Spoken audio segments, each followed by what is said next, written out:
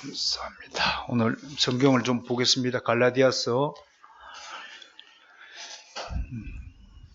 2장 16절.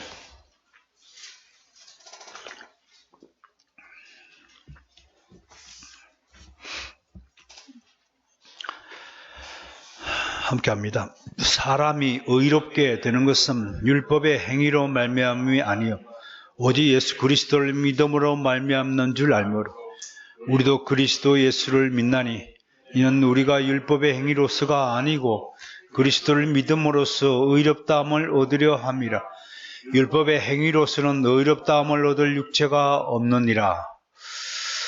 3장 6절 볼까요? 시작. 아브라함이 하나님을 믿음에 그것을 그에게 의로 정하셨다함과 같으니라. 11절. 또 하나님 앞에서 아무도 율법으로 말미암아 의롭게 되지 못할 것이 분명하니 이는 의인은 믿음으로 살리라 하였습니다. 14절. 이는 그리스도 예수 안에서 아브라함의 복이 이방인에게 미치게 하고 또 우리로 하여금 믿음으로 말미암아 성령의 약속을 받게 하려 함이라.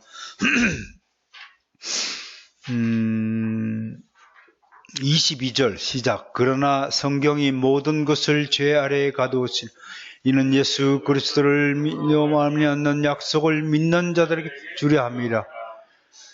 27절. 누구든지 그리스도와 합하기 위하여 세례를 받은 자는 그리스도로 옷 입었느니라. 아멘. 그 정도로 합시다. 우리 수요일 날 계속해서 죄인인 우리가 어떻게 아무 의로운 일도 안 했는데 하나님 우리를 의롭다고 칭하여 주셨는가? 이 문제를 좀 다루고 있습니다. 전통적인 우리 개혁파 신학에서는 성경대로 증거하고 성경대로 이에 대한 답을 우리가 가지고 있습니다. 성경이 그렇게 말씀하셨으므로 우리가 따라서 말씀하시는 겁니다. 성경이 뭐라고 얘기합니까? 우리가 죄 가운데 있다가 죄인으로 죽을 수밖에 없는 운명이었는데 예수 그리스도를 믿음으로 말미암아 하나님이 야, 너 이제는 죄인이 아니야. 네가 지옥에 가야 될 죄의 모든 책임을 내가 다 면해줄게. 넌 이제 자유한 몸이야. 그러니 나가서 이제 똑바로 살아야 돼. 의롭게 살아야 돼. 의롭게 살 수 있도록 내가 너를 의인이라고 불러줄게. 의인의 신분증을 내가 발급해 줄 테니까 이거 가지고 살아. 라고 성경을 통해 하나님이 말씀해 주신 거예요. 그러면 믿으면 되잖아요. 예? 믿으면 되잖아요. 근데 인간이 누굽니까? 인간이 일러준 대로 믿어요? 여러분 자식 키워보면 얘야 꼭 이렇게 살아야 된다. 그렇게 하면 자식이 그대로 내 부모님 존경하고 사랑하는 부모님 말씀대로 제가 살겠습니다. 그런 자식 봤어요? 없어요. 왜 그럴까요? 신기하게 동물에게는 없는 특별한 것을 우리 인간에게만 주셨어요. 하나님이 그거를 자유의지라고 하는 거예요. 이 자유의지로 가지고 자기가 좋아하는 걸 선택하고 자기가 좋아하는 대로 하고자 하는 원인이 나타나는 겁니다. 그러면 또 이렇게 묻잖아요. 하나님이 이 자유의지를 가지고 인간이 악을 택하지 말고 선을 택하도록 만들어주시면 오직 좋아요. 그렇게 질문할 수 있습니다. 그랬더니 하나님께서 한마디로 뭐라고 답을 해요? 너희는 다른 존재, 다른 피조물처럼 로봇이나 내 명령을 무조건 따라만 하는 그런 존재가 아니다. 너희는 너희의 자유의지를 가지고 너희가 책임을 가지고 선악을 선택할 수 있는 것이다. 거의 이 주체적인 존재를 만들었단 말이에요. 여러분, 인간을 뺀 모든 피조물은 하나님의 명령에 따라 살고 명령에 따라 죽습니다. 천사들도요, 하나님의 명령을 거스르는 존재가 아닙니다. 가라, 그럼 가고, 자라, 그럼 자고, 일어서면 일어서고, 엎어져, 그럼 엎어지고 하는 게 천사입니다. 오직 인간만 일어서, 그럼 싫어요. 할 수가 있는 거예요. 왜? 아들이니까. 신기하죠? 아들은 아버지한테 대드는 거예요. 다른 놈이 대들면 그거는 아대기가 아니라 그냥 목숨을 앗아갈 일이죠. 여러분, 만약에 등산을 하다가 나무가 바람이 흔들리다가 내 뺨을 한번 딱 쳤어. 그러면 어떻게 돼요? 가지를 확 꺾어버리죠. 이 나쁜 놈 확 꺾어버린다고요. 다른 모든 피조물은 그렇게 만들었어요. 명령에 절대 복종이에요. 여러분, 여호수아가 아말렉하고 전쟁할 때 하나님이 어떻게 했어요? 태양아 멈춰라 그러고 태양이 멈췄잖아요. 그 믿음이 없는 사람은 에이씨 거짓말돼. 어느 정도 끝 해야지. 말이 돼? 과학적으로 말이 되냐고 그렇게 생각한단 말이에요.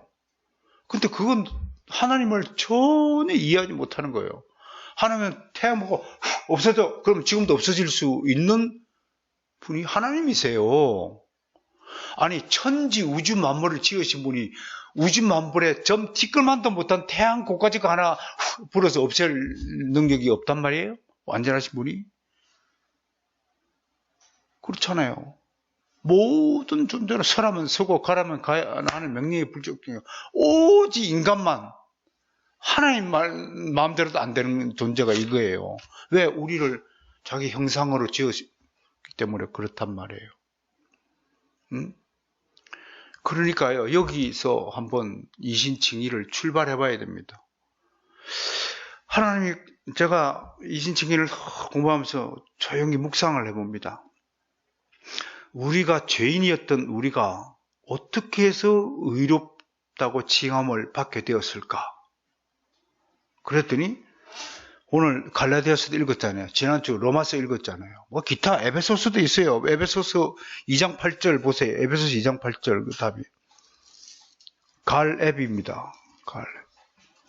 그 선물이라고 했잖아요. 선물 2장 8절 시작. 너희는 그 은혜에 의해 믿음으로 말미암아 구원을 받았으니 이것은 너에게서 난 것이 하나님의 선물. 뭐로 말미암아 구원을 받았다 그래요? 구원을 받았다는 말은 의롭다함을 받았다는 것과 같은 동의어죠. 아니, 의로운 존재만 구원받고 구원받은 존재만 천국에 가니까 의롭지 못한 존재는 구원받지 못하고 구원받지 못하면 지옥 간다. 이게 등식이잖아요. 근데 뭐로 받았냐면 믿음이라고 했어요. 이 키워드가 믿음이에요. 믿음. 근데 하나님이 가만히 우리를 보니까 우리 원석이가 다 보니까 쟤는 잘만 가르치면 지가 믿음을 가질 수 있다고 라고 판단했다 칩시다. 그 기다려 봤어. 원색이 구약시대 때 원색이라면 그때 율법이 주어지기 전까지는 뭐라고 했어요? 죄가 뭔지도 모르는 거예요. 율법이 없으니까, 기준이 없으니까. 자가 없을 때는 이걸 재면 몇 센치인지 알아요, 몰라요? 모르는 거야. 그게 율법의 자야, 자. 우리 삶에 율법을 줬다는 거, 우리 삶의 길이를 측정하는 자를 줬다는 거하고 같은 의미란 말이야? 아시겠어요, 여러분? 같은 의미예요. 율법이 없을 때는 죄가 뭔지도 몰라요. 이게 내가 하는 것이 죄냐 아니냐 기준이 없어요. 근데 그거를 알게 잘해주신 거예요. 적어도 죄를 짓든 짓지 않든 간에 이게 몇 센치라는 것은 알고 살아라고 율법 주신 거예요. 그게 율법의 목적이에요. 죄를 깨닫게 하기 위함이라. 그 율법이 제일 용도예요. 그리고 그 기준에 맞춰 되도록이면 맞춰 살아라 해서 그게 도덕적인 삶이에요. 하나님이 요구하시는 도덕 윤리에 맞춰서 살도록 율법을 주신 거예요. 그런데 이 율법의 기준에 맞춰서 살 수 있는 사람이 있었어요, 없었어요? 하나님이 원석이한테 원석아 사랑한다. 너는 내가 택한 나의 백성이다. 내 자녀다. 내 아들아 사랑한다. 대신에 원석아 아버 예수 그리스도 메시아가 오기 전까지는 이걸 기준으로 살아라. 여기 기준에 맞춰 살아라. 원석이가 이 기준에 맞춰 살았습니까? 못 살았어. 그러니까 율법은 행위를 요구해요. 예를 들어서 안식일 날은 아무 일도 하지 마라. 그랬더니 좀 과격파들은 밥도 안 먹는 족속이 있었고 아무 일도 하지 말라고 물도 안 먹는 족속도 있었다고 해요. 손에 짐을 들고 가는데 나중에는 짐을 몇 센치짜리 짐을 들고 가려고 싸웠어요. 엉망진창인 거야, 인간이라는 게. 그리고 하나님이 가만히 보니까 율법의 행위를 지킬 수 있는 사람은 아무도 없는 거야. 여러분 하나님이 돼보세요. 하나님 입장에서 생각을 보라고. 그럼 어떻게 해야 돼? 저 녀석들이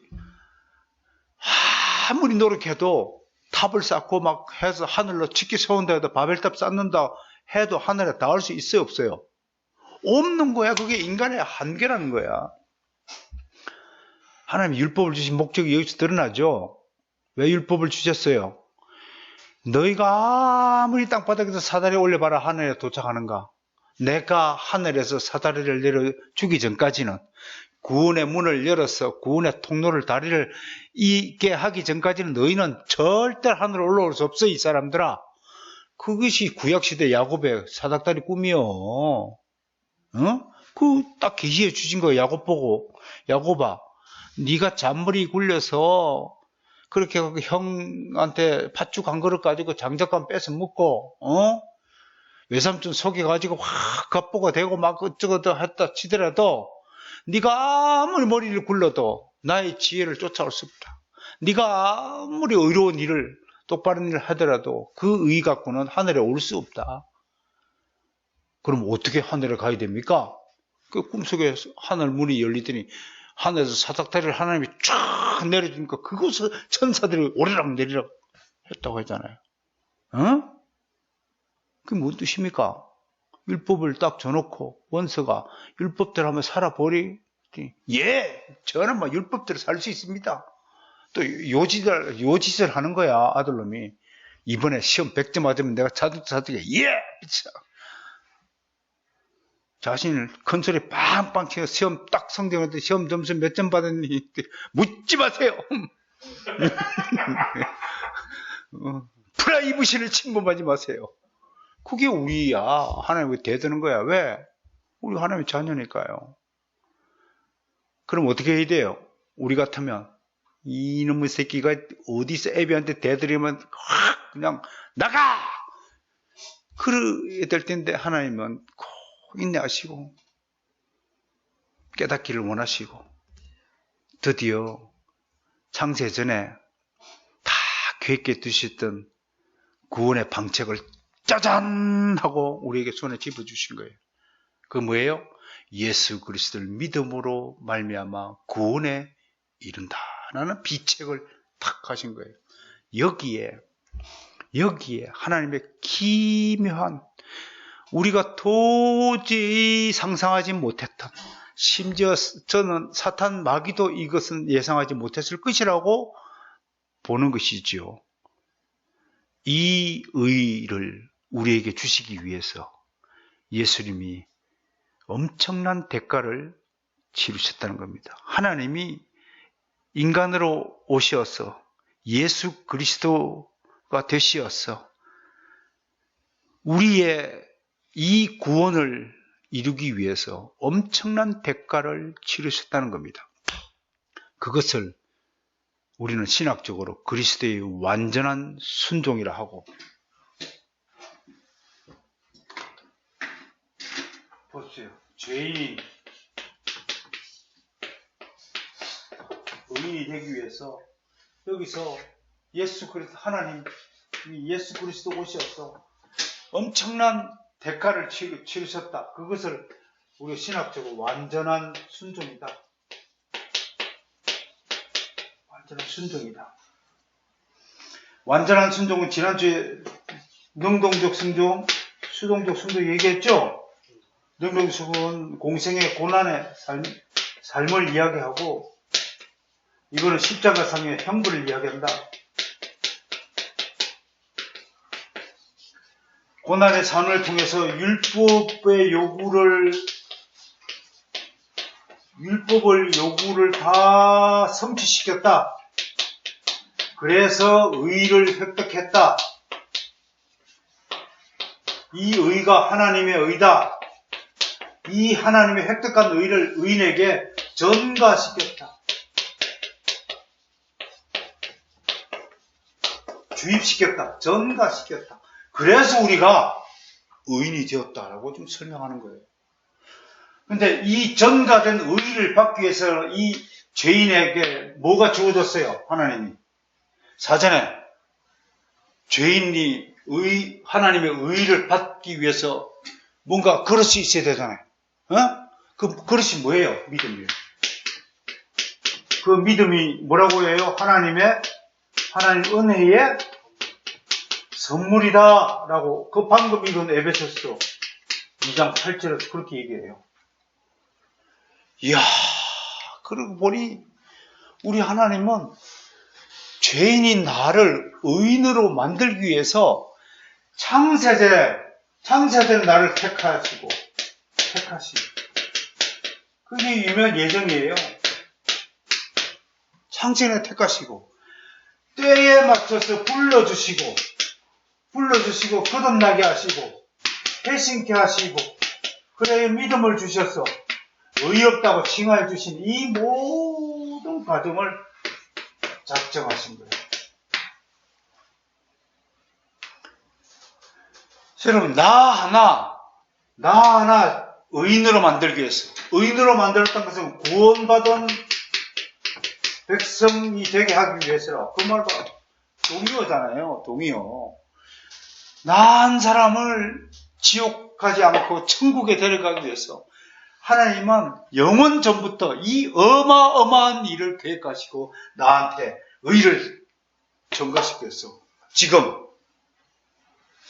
지금 나를 지옥의 감옥에서 꺼내주셨어. 칭의 신분증을 딱 줘가지고 너는 이제 내 아들이다. 너의 신분은 그 누구도 뺏어갈 수 없다. 그렇게 해놓고 일단은 내 신분을 확고한 다음에 그 다음에 하나님께서 나에게 요구하십니다. 내가 거룩하니 너도 거룩하라. 이 하나님의 거룩한 요구가 부당합니까? 부당하지 않습니까? 아들이 하나 있어서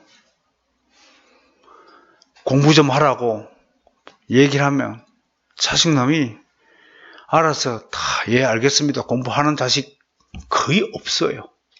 그럼 어떻게 합니까? 아들아, 사랑한다. 너 공부할 때 필요한 게 뭐냐? 책상 필요해? 책상 사주고. 창고서 필요하냐? 창고서 사주고. 의자 필요하냐? 요 있대, 요새, 뭐 있대, 그거. 뭐예요, 그거? 컵을, 그것도 사주고. 또, 눈이 안 보인다 그래서 스탠드 등도 사주고, 벽지도 발라주고, 또 공부 좀 한다고 조용히 하라고 하면 TV도 다 끄고, 부모는 숨도 못 쉬고 살고, 고등학교 3학년쯤 되면 발 뒤꿈치 들고 다녀야 되고, 애 공부하려고, 공부시키려고. 그래놓고 성공하면, 대학 다니면, 지가 잘나서, 성공하고, 지가 잘나갖고 한 것처럼, 아버지가 나한테 해준 게 뭐 있어요? 이게 우리 자식들이잖아요. 생각해 보세요. 우리가 하나님 앞에. 내가 한 것처럼 우기잖아요. 내가 한 것처럼. 그 이야기를 오늘 칼빈이 뭐라고 하냐면 이 이신칭의를 의의 전가, 우리가 어렵게 된 과정을 잘못 해석한 사람들을 소개하고 있는 것이 오늘 11장 5항에서 12항에 있는 내용입니다. 오시안드라는 루트교 신학자가 있었어요.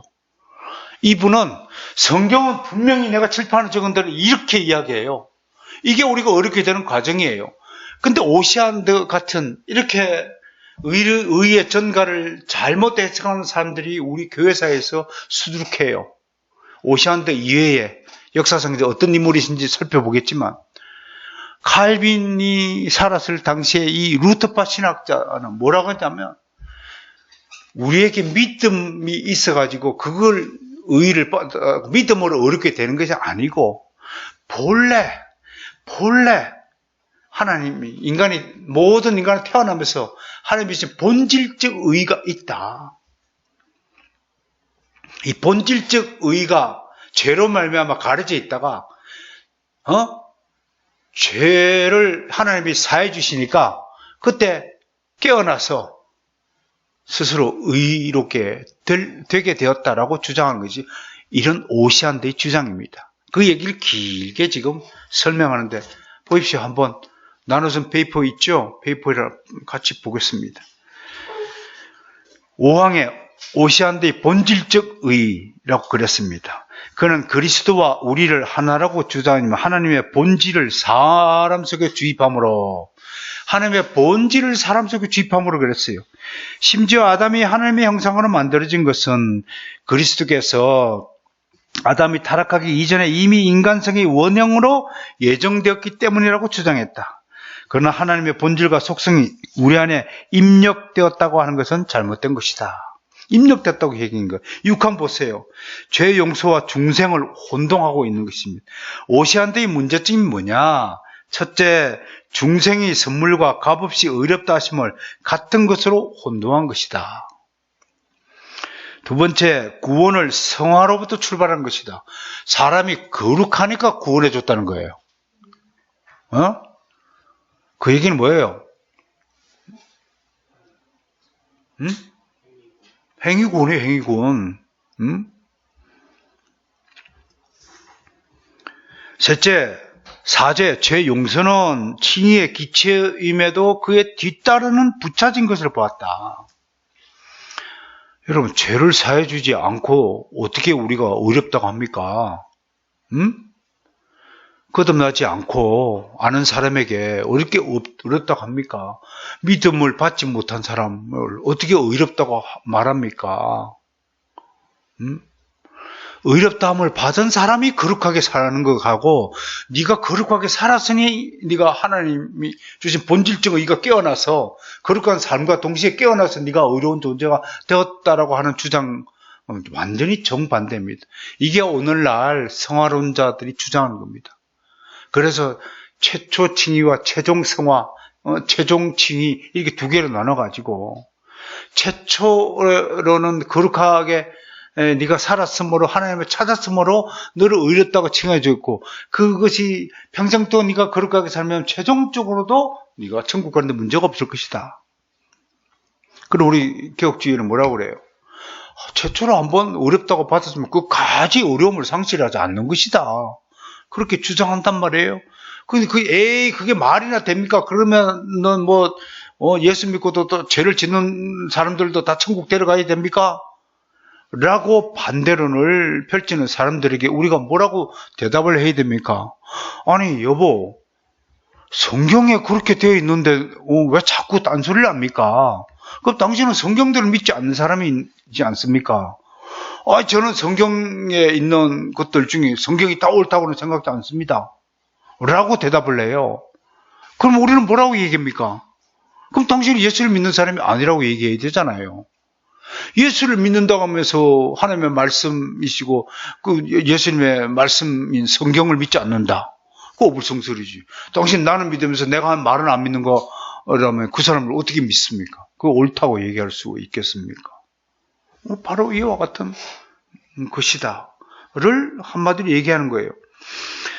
2번 보세요. 태양의 빛과 열이 분리되지 않듯이 칭의와 성화는 연결되었지만 구별된다.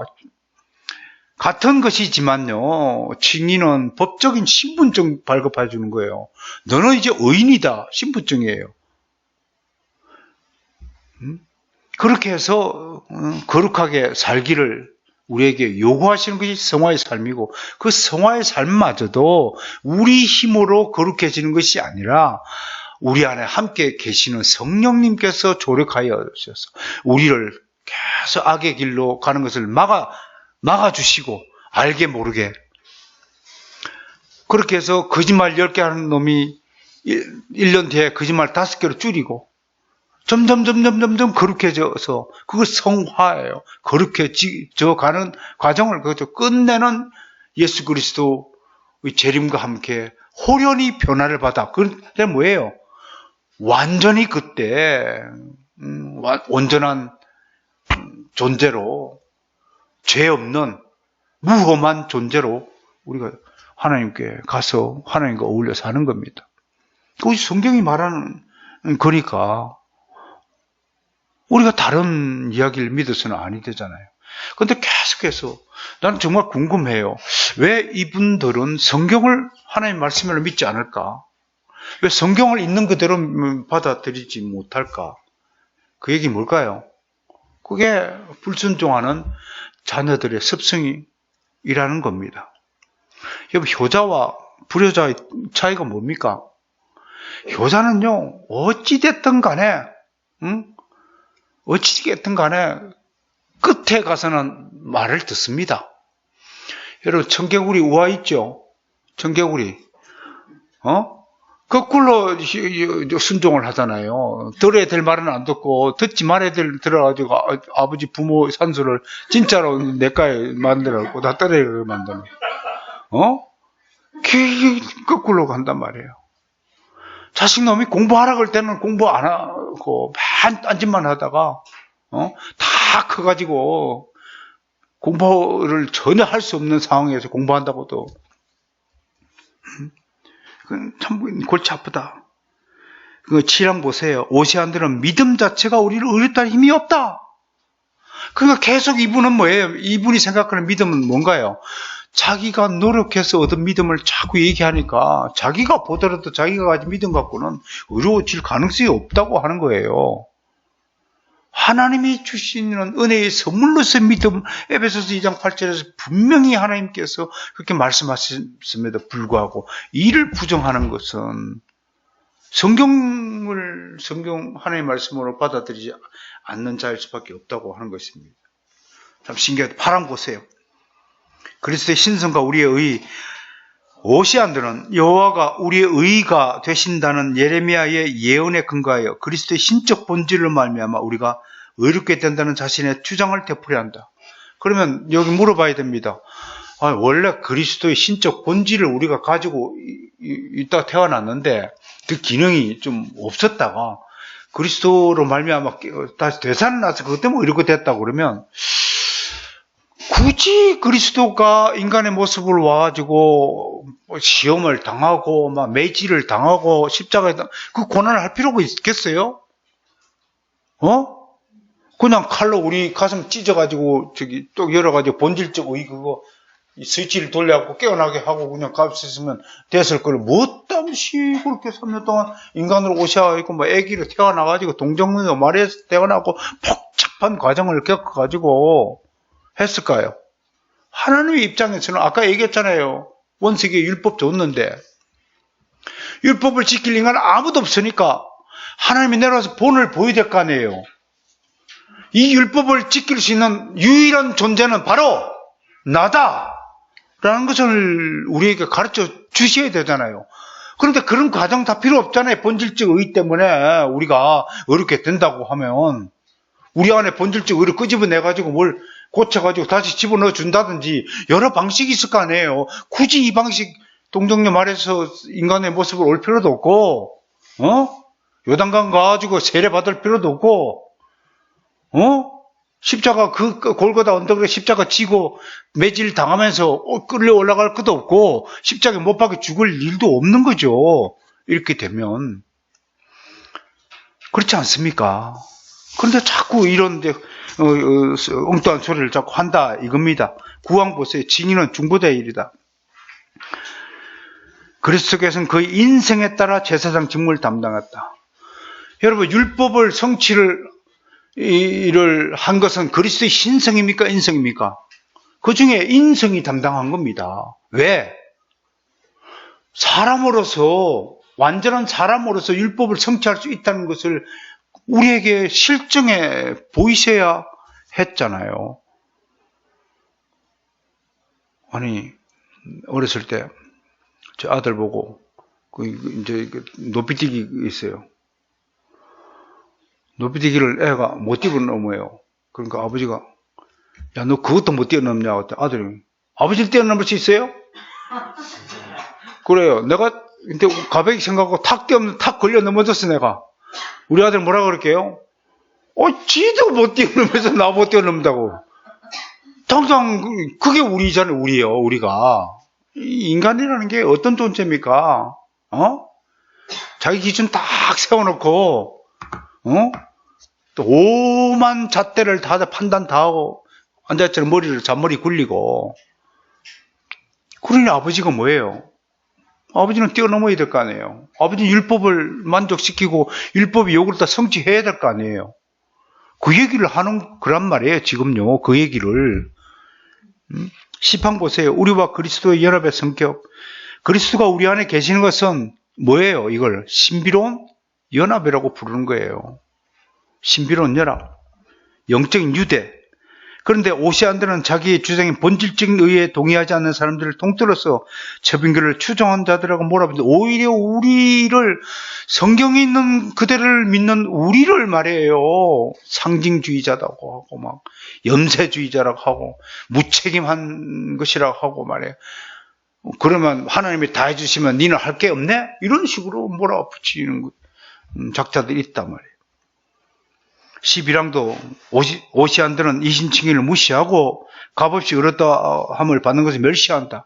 값없이 의를 받아? 아니 노력하지 않고 인간이 얻을 수 있는 게 뭐냐? 오시안들은 이렇게 반문하는 거예요. 인간적인 입장에 보면 딱 맞는 소리죠. 틀림없죠. 일리가 있는 소리처럼 들리지 않습니까? 여기에 신학적 감정이 있는 거예요. 여러분, 성경은 일리 있는 소리 하는 게 아니고 진리를 말씀하는 겁니다. 우리 인간의 입장에서는 그것이 이해되어지고, 그럴 수도 있겠구나. 우리가 노력하지 않고 이룰 수 있는 건 없네? 믿음으로 어렵게 되는 것도 우리가 거룩한 삶을 살았기에, 성화의 삶을 살았기에 칭의를 최종적으로 우리가 인정받는 거 아니냐? 라고 하는 주장들이 계속 나오는 겁니다. 이런 오시안드의 주장에 동의하는 사람들이 역사적으로 많이 나타났습니다. 의의 정가에 대해서 잘못된 주장을 하는 사람들 대표적으로 한 사람만 소개합니다. 전교도에서는 리처드 백스터라는 전교도께서 참 훌륭하신 분이셨는데 이 부분에 대해서만큼 우리는 전혀 다른 견해를 주장하였어. 그래서 완전한 칼빈주의자가 아니라 회중주의자라고 우리 평가를 받게 된 것입니다. 그분의 참목자상 같은 책들은 굉장히 훌륭한 책이고 요즘에도 우리 목자들의 귀감이 된 책이잖아요. 근데 그런 그 리처드 백스터 같은 곳에서 영향을 받은 인물이 누구냐면 바로 요한 웨슬레입니다. 이분을 이 시간에 꼭 소개해야 되느냐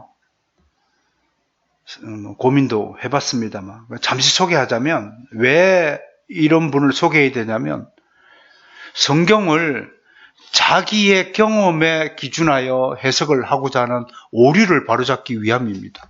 성경은 절대로 그렇게 해석하면 안 됩니다. 근데 이분들의 특징이 뭐냐면 첫 번째 자기 경험에 의해서 해석한다. 두 번째 자기 경험과 느낌은요 시시때때로 다른 거예요. 그래서 이분은 이신칭의에 대해서 의의 전가에 대해서 매년 입장이 바뀌었어요. 제가 소개하는데 몇 번이나 바뀌었냐면요 1738년에는요 출발할 때는 여기 1703년생이에요. 그럼 몇 살인가요? 35살. 35살은 미국에서 실패하고 돌아와가지고 미국에 선교사를 갔다가 3년 동안 있다가 실패하고 돌아와가지고 그 뭡니까 조그만 시골교회 수협회 때 참 저 뒷자리에 있다가 시골교회 목사가 말이에요. 확 설교하는 거 듣고 회심했다고 뭐 그런 일화가 있어요. 회심한 직전에 이분이 뭐라고 했냐면 오직 믿음에 의해서 칭이 된다. 탁 주장한 거예요. 출발 좋죠? 이렇게 출발한 대로 끝을 맺어졌으면 엉뚱한 단체를 안 만들었을 텐데 메소디스트라는 단체를 만들었잖아요. 그게 오늘날 우리나라에 전래되고 감리교라는 이름으로 된 거죠. 그 단체. 저는 뭐 여의도에 계신 저런 분들의 교회도 전 단체라고 봅니다. 뭐 전도 열심히 하다고 하는 단체지. 교회론 배우잖아요. 다음 주부터 교회의 세 가지 참된 표지 배울 텐데 이렇게 대입을 해보면요, 저게 교회 모습은 교회인데 하는 짓은 교회가 아니야. 그럼 뭐라고 하냐면 그래도 뭐 주님 예수님 미시옵니다. 그러니까 일단 우리 형제라고 치고 그래도 이제 나쁘게 얘기할 수는 없으니까 전도운동 열심히 하시네요. 감사합니다. 그렇게 이제 평가하는 거죠. 그러듯이 이제 메소디스트들이란 이게 무슨 뜻입니까? 메소디스트가 철저한 원칙주의자입니다. 근데 이 원칙이요, 참으로 안타까운 것은 성경에다가 원칙을 찾아야 되는데 자기들이 정한 원칙, 원리를 정한단 말이에요. 지 동생이 누군가요? 찰스 웨슬리잖아요. 찰스 웨슬리가 옥스퍼드 대학교 다닐 때 옥스퍼드 6인방이라고 하는데 6명이 모여서 만든 클럽이 홀리 클럽이에요.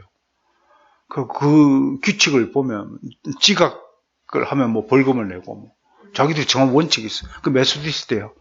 정각 정시에 모이는 사람들로 유명했어. 여러분들 메소디스트하고 거리가 먼 사람들이야, 여러분들. 지 마음대로 시간 정해 오는 거니까.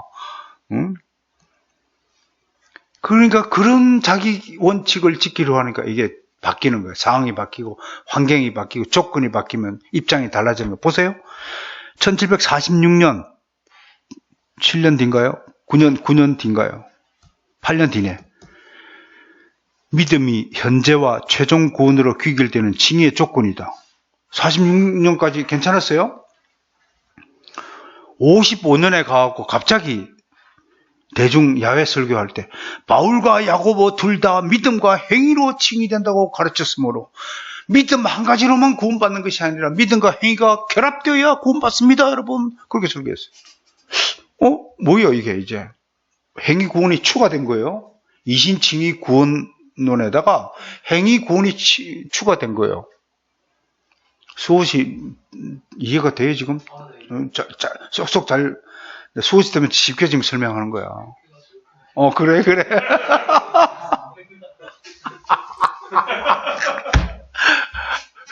그게 참 놀라운 일이세. 그 다음에 1756년 우리는 그의 공로를 통해 우리의 최종 용납을 위해 복종한다. 이런 의미에서 복종에 의해 우리는 영생을 얻기 위한 선한 기초를 놓는다. 뭐 말이에요? 순종해야만 영생을 얻는다는 거예요. 하나님은 근데 우리 영생을 주셔놓고 순종을 하도록 하는 거예요. 어렵다고 해놓으시고 그렇게 요구하시는 거예요. 자식놈을 공부할 수 있도록 다 만들어주고 공부 열심히 하라고 요구하시는 거예요. 얼마나 좋아요. 에덴 동산 다 만들어놓고 아담을 최후로 만들어놓고 살게 하신 하나님이에요. 그게 은혜라고 하는 거예요. 은혜. 아무것도 자식놈을 공부하도록 안 해준 것은 무슨 부모냐면 불은혜 부모야. 하나님의 은혜가 이런 것이란 말이에요. 요구하지도 않았는데 하나님이 알았어. 우리에게 필요한 것들을 다 제공하시고. 그렇게 하시는데 거꾸로 좀 얘기하는 거예요. 1765년에는 이렇게 얘기했어요. 그리스도의 의의가 모든 신자에게 전가된다는 것을 확실히 정언한다. 또 누가 다리 같더라요? 제가 일부러 찾았어요. 기록을. 웍스라는 거. 1789년에 우리 주님은 우리에게 영생을 위해 일하라고 가르쳤다. 신자의 구원은 그리스도의 공로만큼이나 하나님에 대한 신자의 신실함에 의지한다. 그게 뭐예요, 이게? 신실함, 행위군이죠. 공로를 쌓아야 한다. 하나님 앞에 떳떳한 삶을 살아야, 신실하게 살아야, 거짓말도 안 하고, 깨끗하게 하고, 봉사하고, 이웃을 섬기고, 사랑을 하고, 이야, 얼마나 좋아. 세상 사람들, 유교주의자들은, 이야, 당신 같은 사람이 구원을 안 받으면 누가 구원받습니까? 이게 유교적 구원이야. 사람이 보기에 알거든. 오늘 뭐 돌아다니는 추기경님, 세상 사람들 다 그랬잖아요. 아유, 추기경 같은 분이 구원을 안 받으면 누가 구원을 받아요? 추기까지 마음이 따뜻하고 마음이 곱고 막 가난한 일 불쌍히 여기고 내 탓이 아니까 남 탓이 아니까 내 탓입니다. 그러면서도 그러면서도 구원에 대해서는 착한 일만 해도 구원을 받습니다. 이상하네. 꼭 예수만 믿어야 구원 받는 게 아닙니다. 그럼 뭐예요? 아이고, 세상 사람들 보기에는 막 엄청나게 보편 구원을 주장하면 엄청 좋아하죠. 그런데 그것은 성경적 구원이 아닙니다. 예수를 꼭 안 믿어도 착한 일을 하면 구원받습니다. 그거 실제로 한 말이에요. 뭐가 달라요? 뭐가 달라? 그런 분하고 1790년에는 이렇게 얘기했어요. 혼인 예복에 대하여라는 설교를 통해서 거룩함이 영생으로 인도하는 유일한 길이다. 네가 성화의 삶을 살지 않으면 칭이 잃어버린다. 누구 얘기예요 지금? 성화적 칭의론자들 아니에요?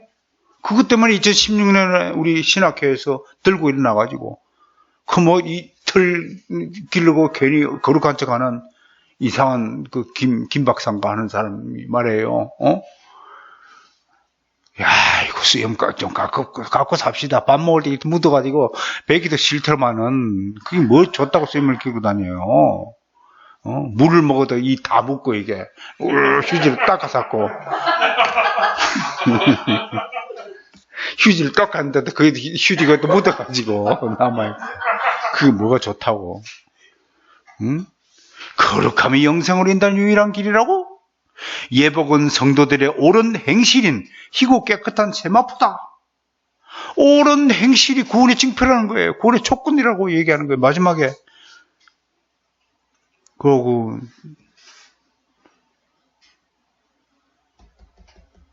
마지막 이 말 하고 죽었어요. 그럼 우리가 어떻게 얘기됩니까? 즉 의롭고 거룩한 삶이 어린 양의 결혼 연식에 필요한 예복이라고 함으로써 그리스도의 정과된 의 능동적 순종의 결과를 부정하고 말았다. 어떻게 된 거예요? 그랬는데 우리 이번에 제프 매더스 겸손한 칼빈주의에서는 뭐 천국 예화를 들면서 또 휘필드의 언급을 들면서 어떤 성도가 휘필드에게 요한 웨슬레 선생님은 천국에 갔을까요? 그랬더니 아마 천국에서 그걸 못 볼 것 같다. 왜요? 그랬더니 그분은 주님 보좌 가까이 있고 나는 저 구석대기 있어서 안 보일 것 같다. 겸손이라고 얘기했는데 참 그랬으면 좋겠어요. 뭐 참 열심히 사시고 했는데도 불구하고 여러분 우리 기독교에서요 이신칭의의 구원론을 부정한다거나 또 왜곡되게 가르친 것은 매우 심각한 것입니다. 함부로 얘기할 수 없지만 로이드 존스 목사님은 이런 분을 어떻게 생각해야 될 것인가 라고 물었을 때 이해가 부족한 우리 형제들이라고 생각해라 라는 가르침을 주셨는데 일단은 나도 여러분에게 첫 번째 지침을 그 로이 존스 목사님의 가르침으로 삼아 주시길 바랍니다. 이해가 부족한 것이다. 두 번째, 그럼에도 기독교의 핵심적 교리는 구원론입니다. 도르토 교회 회의를 열어서는 이 알미니안주의의 5대 교리를 정면으로 180도로 바꾸어서 그들을 정죄했습니다. 그리고 칼빈주의 5대 교리인 튜일 교리를 만들었습니다. 정죄했다는 것은 이 5대 교리, 인간의 전적 타락, 또 뭐예요? 제한적 속죄, 제한적 선택, 무조건적 선택, 제한적 속죄, 불가항력적 성도의 견인, 이 5가지 핵심적인 5가지 구원론을 반대하는 알미니안주의, 즉 알미니안주의라고 하면은 바로 아르미니우스, 네덜란드 아르미니우스의 이 주장을 추종하는 무리들인데, 웨슬레가 바로 그 교회에서 정죄했던 이 알미니안주의 사상을 이어받아서 다시 리바이벌 시켜가지고 전 세계로 실어 날른 것에 대해서 우리는 상당히 염려하고 근심하지 않을 수 없습니다. 그러므로 저는 이 알미니안주의 사상을 경계하고 살아야 한다고 생각합니다. 그렇다고 함부로 천국 갔느니 지옥 갔느니 하는 발언들은 하나님의 권한을 침범하는 것임을 유념하시고 하나님의 성스러운 거룩한 영역을 침범하는 우려는 또 버리지 않기를 원합니다. 자, 오늘 여러분 어떻습니까? 죄인이었던 우리가 어떻게 의인이 되었는가? 그거는 우리에게 의를 전가시키게 해주기 위해서 하나님이신 그분이 인간을 오셔가지고 겪지 말아야 될 숱한 고난을 겪으시고 당하지 말아야 될 십자가에서의 죽음의 형벌까지도 당하시고 우리가 치료해야 될 죄값을 다 치러주시고 우리가 이루지 못할 율법의 의를 다 성취하시고 그렇게 하여 드디어 사탄의 입을 딱 막고 왜 당신은 하나님은 주 사람한테 의를 공짜로 줍니까? 그랬더니 내 아들에게 이걸 주기 위해서 네가 원하는 내 값을 내가 네한테 다 치르지 않느냐? 내가 목숨을 버리고 이걸 획득하지 않았느냐? 여러분 목숨값. 그래서 서철원 교수님은 능동적 순종, 수동적 순덕보다는 이 그리스도께서 얻은 것은 피를 흘려 얻으신 의라는 것을 강조하는 겁니다. 그걸 두고 뭐 능동적 순종을 부정했느니 안 했느니 치고받고 싸우는데 전혀 그럴 필요가 없다라고 저는 생각을 합니다. 물론 서 교수님은 기존의 전통적인 고난의 삶, 능동적인 순종을 통해서 얻어진 획득된 의라기보다도 십자가에서 피 흘려 얻어진 획득한 의라고 하는 것이 바람직하다라고 자신의 신학적 견해를 표방합니다. 이런 표방에 대해서 신학적 견해로서 충분히 있을 수 있는 일임에도 불구하고 이단 논쟁을 붙이고 뭐 싸우고 받고 막 2단이니 아니 3단이니 하는 것들은 그만큼 한국 신학계의 좀 소모적인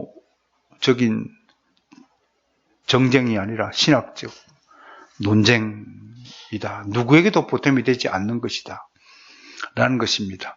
저는 서 교수님의 그 견해도 존중받아야 한다는 입장입니다. 또 이걸 가지고 능동 순종을 완전히 부정했다. 박모 목사라든지 정모 목사 등등이 나서서 서로 치열하게 인격적인 모욕까지 하면서 벌이는 이 논쟁을 통해서 사람들이 칼빈주의 하면 고개를 절레절레 흔들고 있다는 것을 그분들이 아셔야 합니다. 자신들의 주장을 내세우고 자신들의 주장이 옳다는 것을 증명하기 위해서 벌이는 칼부림이 얼마나 많은 사람들의 영혼을 죽이고 있는가, 마음을 다치게 하는가를 생각해 볼 때 이들에게 정말 필요한 책이 제프 메드스의 겸손한 칼빈주의일 것이라고 저는 생각합니다. 오늘 잘못된 의의 전가에 대한 잘못된 견해들을 소개했고 기독교 강요를 통해서도 칼빈은 이런 오시안드 같은 루트교 신학자들의 잘못된 주장을 하나하나씩 논박하였습니다. 그렇다고 해서 칼빈이 그러면 오시안드를 너는 이단이 그 지옥을 갈 사람이다라고 정죄했느냐? 그렇지 않습니다. 이 오시안들, 비록 삼일체를 부정한 세르베투스마저도 마지막 날 감옥에 찾아가지고 삼일체 교류가 이런 것이다라고 설명하고 했습니다. 그 최선을 다했습니다. 그러니까 우리는 함부로 너는 이단이니 삼단이니 하고 정죄하는 행위는 하나님의 권세에 맡기시고 우리는 따뜻한 마음으로 용납하고 형제로서 또 넓은 아량을 베풀 수 있어야 되겠다는 말씀으로 오늘 말씀 맺어지합니다. 하나님